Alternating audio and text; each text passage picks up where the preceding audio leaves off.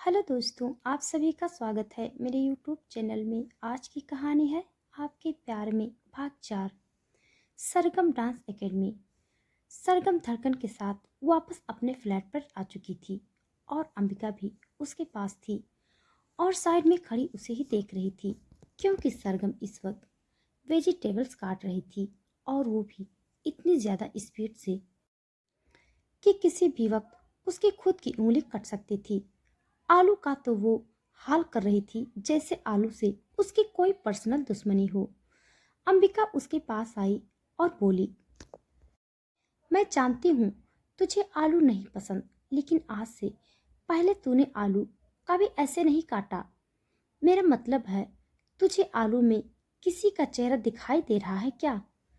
अगले ही पल सरगम ने वो आलू अपने हाथ में उठाया और गुस्से से उसकी तरफ देखते हुए बोली, मुझे इस आलू में स्वर चौहान नजर आ रहा है। अंबिका हैरानी से बोली, स्वर चौहान? सरगम गुस्से से बोली, हाँ, स्वर चौहान। मेरा मन कर रहा है जैसे मैं इस आलू को काट रही हूँ वैसे उस स्वर चौहान की जुबान काट दूं, जो कि कैंची की तरह चलती है। अंबिका ने उसकी बात सुनकर अपना सूखता हुआ गला तर किया।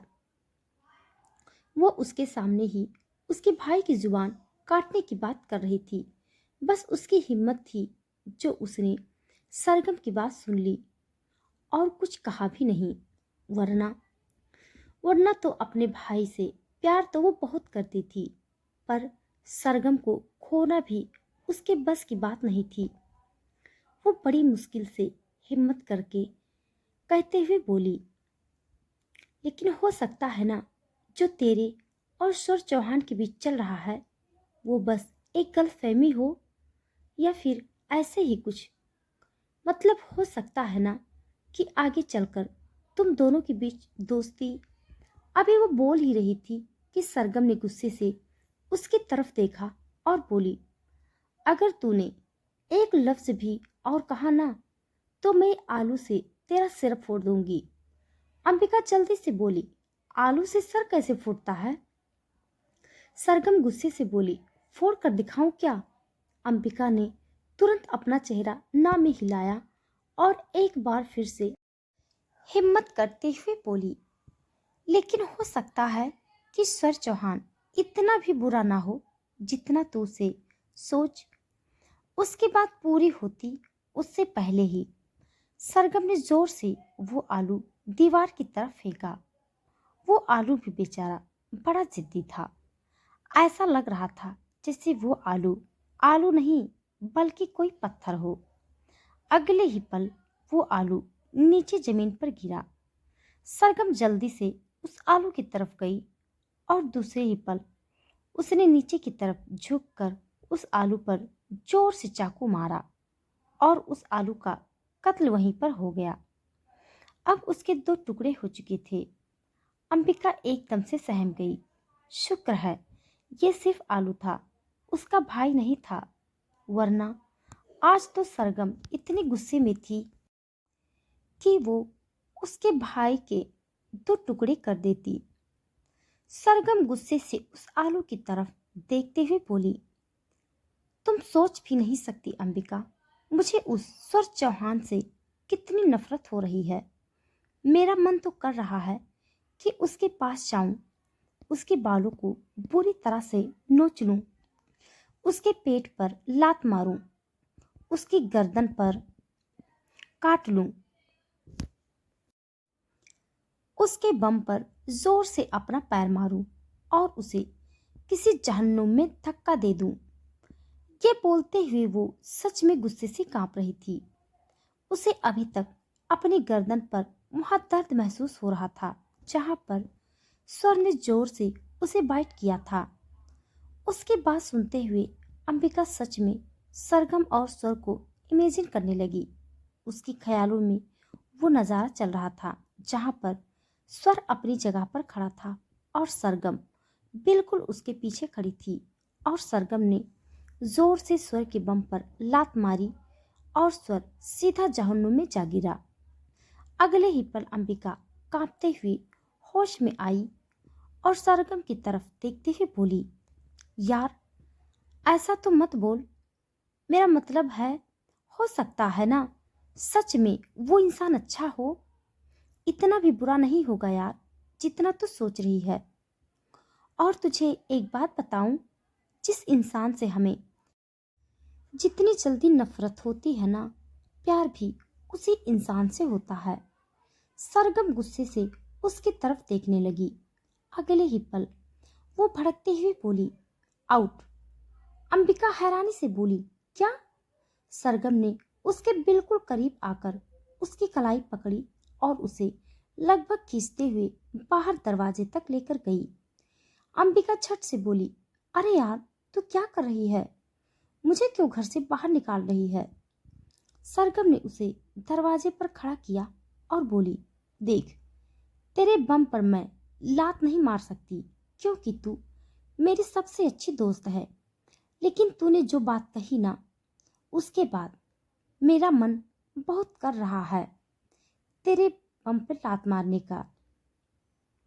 तू चुपचाप यहाँ से चली जा, वरना मैं सच बता रही हूँ, वो सर चौहान पता नहीं जहन्नुम में जाएगा या नहीं, लेकिन तुझे मैं जहन्नुम के दर्शन जरूर करा दूंगी। अंबिका झट से बोली, नहीं, ऐसा मत कर, मैं जाती हूँ, अभी अभी जाती हूँ मैं। ये बोलकर वो तुरंत वहां से भाग गई और सरगम गुस्से से उसकी तरफ देखती रही। अब उसने अपने माथे पर अपना हाथ रख लिया क्योंकि उसे रिग्रेट फील हो रहा था कि उसे अंबिका से ऐसी बात नहीं करनी चाहिए थी। उसका तो कोई दोष नहीं, उसने ज्यादा बोल दिया, लेकिन जरूरी तो नहीं जैसा वो बोल रही हो उसकी फीलिंग भी वैसी ही हो। एक गहरी सांस लेकर वो अंदर आई और अंदर आते हुए उसने अंबिका को सॉरी मैसेज कर दिया था। वो अब किचन में जाने के बजाय धड़कन के पास आई, जो बेड पर बैठी हुई अपने टॉयज के साथ खेल रही थी। वो धड़कन की तरफ देखते हुए बोली, मुझे तो ये समझ नहीं आता कि तुझे उस इंसान में क्या नजर आया है धड़कन, जो तुम उस इंसान की गोद में जाकर खेलने लगती हो। कभी कभी मेरे पास आती हो तो रोने लगती हो, लेकिन उस इंसान के पास तो तुम्हें रोता ही नहीं आता। अब जब भी तुम्हें वो इंसान दिखाई देना, तो उसे ऐसे काटना कि वो इंसान बस दर्द से तड़पने लगे। मुझे सच में उस सर चौहान पर बहुत ज्यादा गुस्सा आ रहा है और तुम्हें मेरा बदला उससे लेना होगा। इस बार उसके सीधा मुंह पर काटना, ताकि उसके चेहरे पर निशान छप जाए और जब जब वो अपने आप को आईने में देखे तो उसे लगे कि तुमने उससे मेरा बदला लिया है। ये बोलते हुए सरगम हद से ज्यादा फ्रस्ट्रेट नजर आ रही थी। वो इस वक्त सच में अपना कंट्रोल खो चुकी थी, क्योंकि आज पहली बार था कि किसी ने उसे सरेआम इस तरह से लव बाइट दे दी हो, और वो भी ऐसी जो उसके लिए लव बाइट नहीं, हेट बाइट थी। वो अब धड़कन की गोद में अपना सिर रखकर लेट गई और उसके पेट पर पुच्ची करते हुए बोली, I love you my heartbeat, I love you.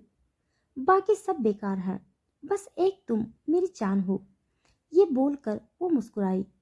उसका हमेशा का था, जब भी उसे बहुत ज्यादा गुस्सा आता था तो वो कंट्रोल नहीं कर पाती थी, लेकिन जब वो धड़कन की गोद में अपना सिर रखकर लेट जाती तो जैसे उसके जलते हुए दिल में ठंडक मिल जाती।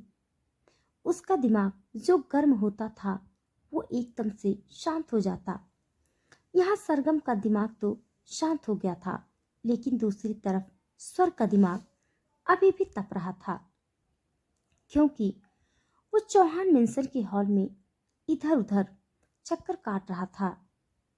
रात के करीब 9 बज चुके थे और अभी तक अंबिका घर नहीं आई थी, तो उसे बहुत गुस्सा आ रहा था।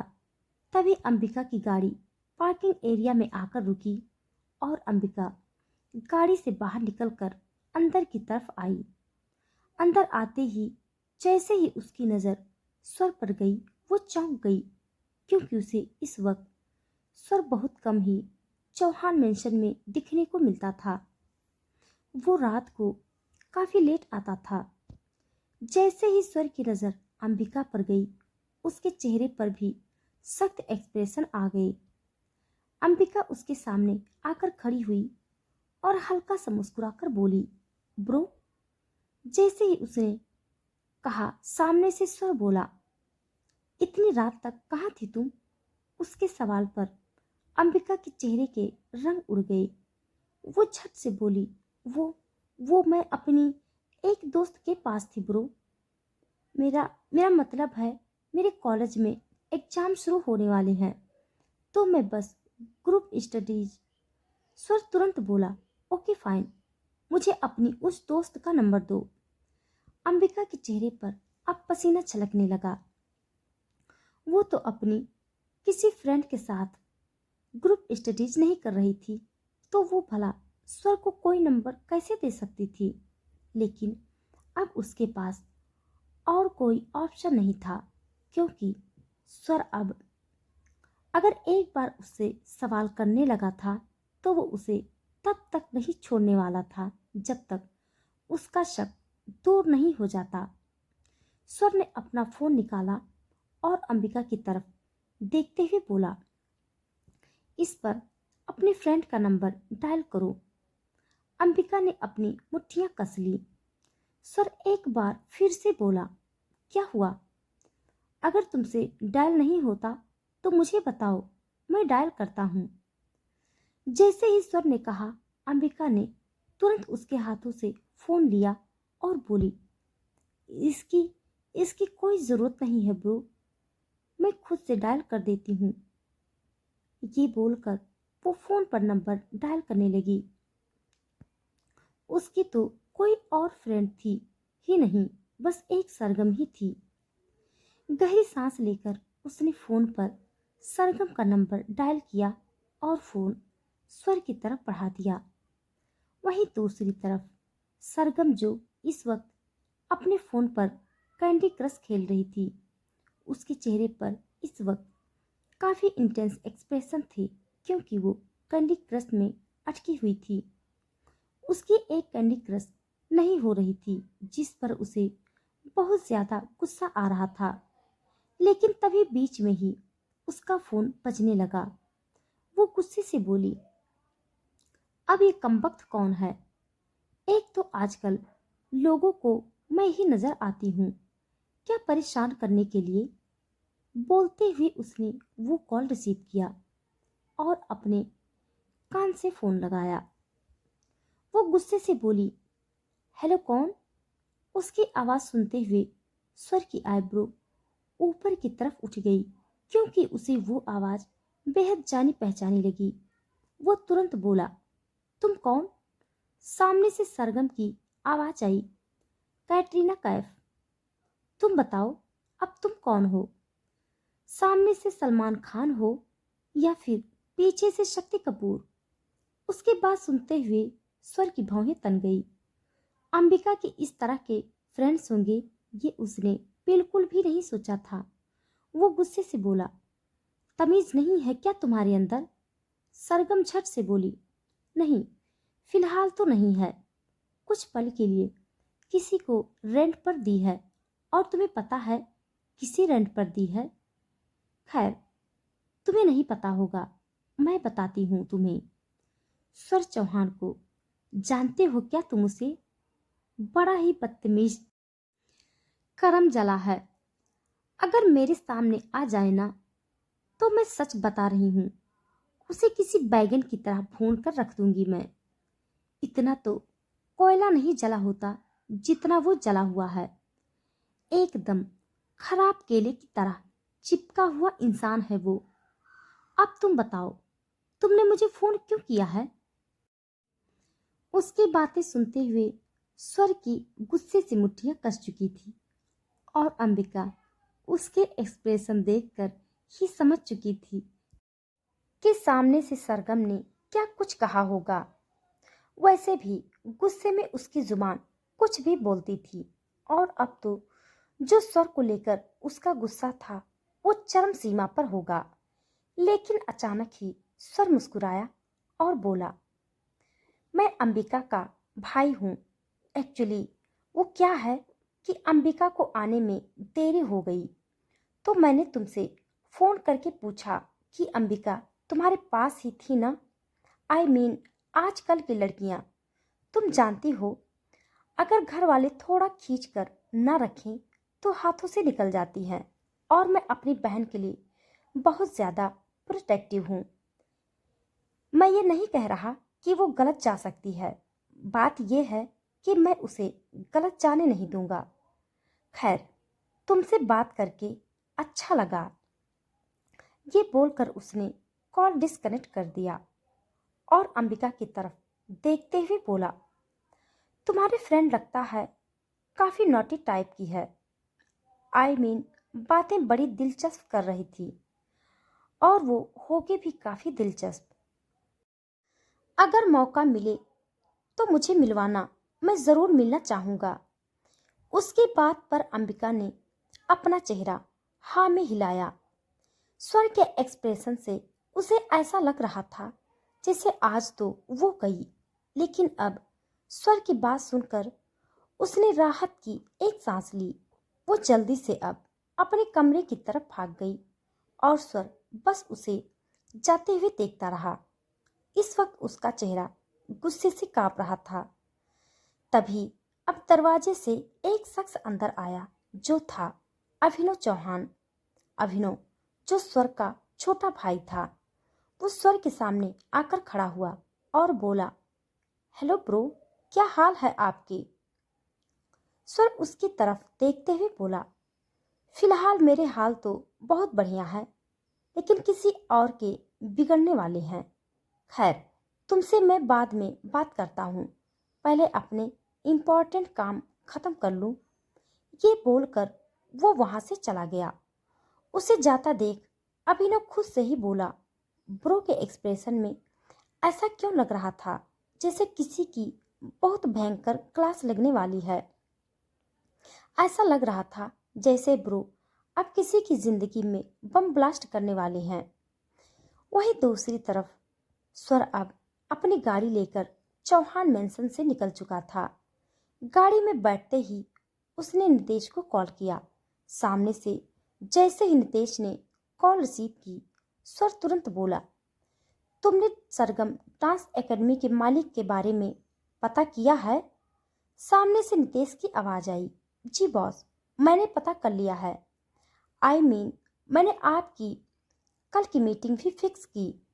उसकी बात पूरी होती कि उससे पहले ही स्वर बोला, कल की नहीं, मुझे अभी इसी वक्त उस इंसान से मिलना है। सामने से नितेश बोला, कुछ इम्पोर्टेंट है क्या सर?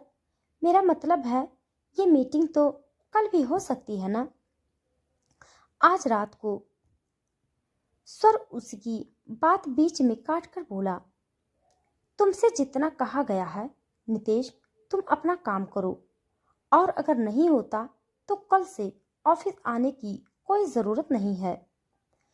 ये बोलकर उसने कॉल डिस्कनेक्ट कर दिया और अगले ही 5 मिनट में उसके पास मीटिंग का मैसेज आ गया। उसके चेहरे पर डेविल स्माइल आ गई। अब उसने तुरंत गाड़ी उस लोकेशन की तरफ घुमा दी जहां पर उसकी मिस्टर गुप्ता से मीटिंग होने वाली थी। मिस्टर गुप्ता जो स्वर डांस एकेडमी वाली जगह के मालिक थे। तकरीबन आधे घंटे के बाद स्वर सोफे पर बैठा था और मिस्टर गुप्ता सामने की तरफ। स्वर ने सामने टेबल पर रखे हुए बैग की तरफ देखा और बोला, 10 करोड़ हैं ये, अगर इससे ज्यादा चाहिए तो वो भी मिल जाएगा। मिस्टर गुप्ता।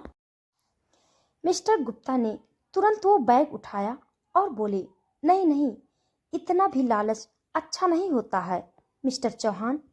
ये बात मैं बहुत अच्छी तरह से जानता हूँ और आपसे भला मैं कोई डिमांड कैसे कर सकता हूँ। आपने तो मुझे पहले ही 10 गुना पैसे दे दिए। पर आप ये बात बताइए कि आखिर आपको वो जमीन चाहिए क्यों? मतलब आप उस पर कोई प्रोजेक्ट बनाने वाले हैं क्या? मैंने अभी कुछ वक्त पहले ही वो बिल्डिंग नहीं बनाई है। स्वर अपनी जगह से खड़ा हुआ और अपनी पॉकेट में हाथ डालकर बोला, आपको सिर्फ पैसों से मतलब होना चाहिए मिस्टर गुप्ता। आपकी बिल्डिंग रहे या ना रहे, इस बात से आपको कोई फर्क नहीं पड़ना चाहिए। ये बोलते हुए उसके चेहरे पर एक बार फिर से डेविल एक्सप्रेशन आ गए थे। वहीं दूसरी तरफ सरगम डांस एकेडमी, रात के तकरीबन 11 बजे। सरगम को जोरों से आवाज सुनाई दी तो वो एकदम से उठ गई। इस वक्त वो गहरी नींद में थी, लेकिन अब उसकी आंखें किसी उल्लू की तरह खुल चुकी थी। वो आवाज ही इतनी भयंकर थी कि उसे सुनकर तो कोई भी बहरा इंसान भी उठ जाए। एक पल के लिए वो आवाज शांत हो गई थी, लेकिन अब वो आवाज दोबारा बढ़ गई। सरगम गुस्से से कांपती हुई बिस्तर से उठी और अपने बालों का चूड़ा बनाकर बालकनी की तरफ बढ़ते हुए बोली, अब ये कौन कमबख्त है जो रात को मुझसे पीटना चाहता है? कौन है ये जो उल्लू की तरह जाग कर इधर उधर सींग मार रहा है? ये बोलते हुए वो बाहर की तरफ आई तो उसकी आंखें हैरत में फैल गई। उसकी एकेडमी के नीचे बुलडोजर वाले खड़े थे और वो एकेडमी पर बुलडोजर चलाए जा रहे थे। उन्हें देखकर सरगम जोरों से चिल्लाई, ए खबरदार, अगर कुछ किया तो। अभी रुक तू, तुझे तो मैं बताती हूँ।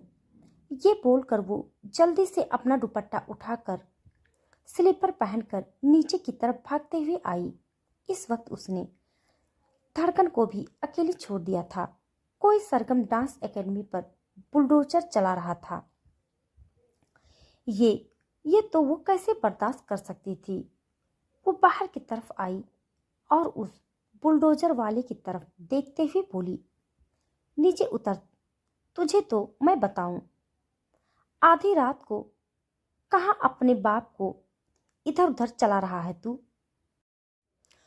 वो बुलडोजर वाला तुरंत बोला, ये मेरा काम है, मेरे काम में टांग मत अड़ाओ, वरना इस एकेडमी के साथ साथ तुम्हें भी उड़ा दूंगा। सरगम झट से बोली, और मैं पंछी बन के उड़ती फिरूं मस्त गगन में, गाती हुई आसमान में उड़ती फिरूंगी, है ना? मैं तुम्हारा भजिया तल दूंगी। चुपचाप यहाँ से चले जाओ, वरना मुझे खुद नहीं पता मैं तुम्हारा ये बुलडोजर तुम पर कहाँ कहाँ चलाऊंगी। वो शख्स सरगम को इग्नोर कर एक बार फिर से आगे की तरफ बढ़ने लगा तो अब सरगम उस बुलडोजर के आगे जाकर खड़ी हो गई। लेकिन अभी भी वो बुलडोजर वाला रुका नहीं। वो आगे की तरफ बढ़ रहा था तो सरगम तुरंत पीछे की तरफ हट गई और बोली, दिमाग खिसक गया है क्या इस इंसान का? ये बोलते हुए उसने एकेडमी की तरफ देखा। अगले ही पल उसकी आंखें बड़ी हो गई। उसे याद आया कि वो धड़कन को तो ऊपर ही छोड़ आई। उसकी सांसें गहरी होने लगी। वो झट से बोली, सिर्फ सिर्फ 2 मिनट रुक जाओ। अगर तुम्हें बुलडोजर चलाना है तो तुम बेशक से चला देना, लेकिन सिर्फ 2 मिनट दे दो मुझे। वो बुलडोजर वाला तुरंत बोला, अब मैं नहीं रुक सकता। ये बोलकर वो वापस आगे की तरफ बढ़ने लगा। सरगम गुस्से से बोली, अरे मेरी धड़कन अंदर है, ऐसे कैसे तुम बुलडोजर चला सकते हो? रुको यहीं पर, वरना मैं सच में बता रही हूँ, मैं तुम्हें छोड़ूंगी नहीं। तुम्हें पुलिस का डर है या नहीं? रुको, मैं भी पुलिस को बुलाती हूँ। ये बोलकर वो अब जल्दी से अंदर की तरफ भागी। उसे सबसे पहले तो धड़कन को संभालना था। उसने जल्दी से धड़कन को अपनी गोद में लिया और अपना फोन लेकर नीचे की तरफ आई। जैसे ही वो नीचे उतरी, उस बुलडोजर वाले ने तुरंत बुलडोजर चला दी और अगले ही पल सरगम डांस एकेडमी एकदम से खाक हो गई। सरगम के होश उड़ गए। अगर वो धड़कन को लेने ऊपर नहीं जाती तो उसकी धड़कन, ये सोचते हुए ही उसकी जान निकल रही थी। उसने उस आदमी की तरफ देखा जिसने बुलडोजर चलाया था। वो जल्दी से उसके पास आई। वहीं उस आदमी का फोन इस वक्त बजा। उसने तुरंत कॉल रिसीव किया और बोला, जी बॉस, मैंने आपका काम कर दिया है। जैसे ही उसने कहा, अगले ही पल सरगम ने उसके हाथों से फोन लिया और गुस्से से चिल्लाते हुए बोली, अगर तुमने अपनी माँ का दूध पिया है ना, तो मेरे सामने आओ, फिर मैं तुम्हें बताती हूँ कि बुलडोजर कैसे चलाया जाता है। होगे तुम कोई पैसे वाले रईसजादे, लेकिन तुमने ये जो किया है ना, ये बिल्कुल भी अच्छा नहीं किया। तुम बहुत पछताओगे। तुम जो भी हो ना, अगर तुम्हारे अंदर हिम्मत है तो मेरे सामने। अभी वो बोल ही रही थी कि उसकी नज़र सामने की तरफ गई, जहां पर फोन पर बात करते हुए स्वर चौहान आगे की तरफ आ रहा था। उसके एक हाथ में फोन था और दूसरे हाथ उसने अपनी पॉकेट में डाला हुआ था। तभी उसे फोन में से आवाज आई, तुम बुलाओ और मैं ना आऊं, मिस सरगम। ऐसा हो सकता है क्या? तुमने बुलाया और मैं आ गया। ये बोलते हुए अब स्वर बिल्कुल उसके करीब आ चुका था और उसने फोन डिस्कनेक्ट कर अपनी पॉकेट में वापस डाल लिया था। सरगम का दिल धक्का सा रह गया। अब उसे समझ में आया कि ये हरकत किसकी है। किसी और की नहीं, सर चौहान की। वो हैरानी से बोली, ये सब तुमने किया है? स्वर ने सामने डांस एकेडमी वाली बिल्डिंग की तरफ देखा जो खाक हो चुकी थी। वो मुस्कुराया और बोला, हाँ, मैंने किया है। क्यों, तुम्हें पसंद नहीं आया क्या? अभी वो बोल ही रहा था कि अचानक से धड़कन रोने लगी। सरगम की आंखों से आंसू बह गए। स्वर ने जिसे बर्बाद किया था वो सिर्फ एक डांस एकेडमी नहीं थी, उसका ख्वाब था। उसने रोती हुई धड़कन की तरफ देखा। धड़कन भी जैसे रोकर बता रही थी कि उसे ये चीज बिल्कुल पसंद नहीं आई। स्वर सरगम की तरफ देखते हुए बोला, मैंने कहा था तुम्हें कि तुम सिर्फ और सिर्फ एक कीड़े मकोड़े की हैसियत रखती हो। मेरे सामने एक पल नहीं लगेगा मुझे तुम्हें अपने जूतों तले मसलने में। लो, अब अपनी बात को पूरा किया मैंने। ये बोलते हुए उसके चेहरे पर डेविल एक्सप्रेशन थे और सरगम की आंखों में सिर्फ और सिर्फ आंसू। तो दोस्तों, आज के लिए बस इतना। इसके आगे का भाग जानने के लिए आप सब मेरे साथ बने रहिए। हमारी कहानी आप सबको कैसी लग रही है कमेंट बॉक्स में ज़रूर बताइएगा। तब तक के लिए धन्यवाद।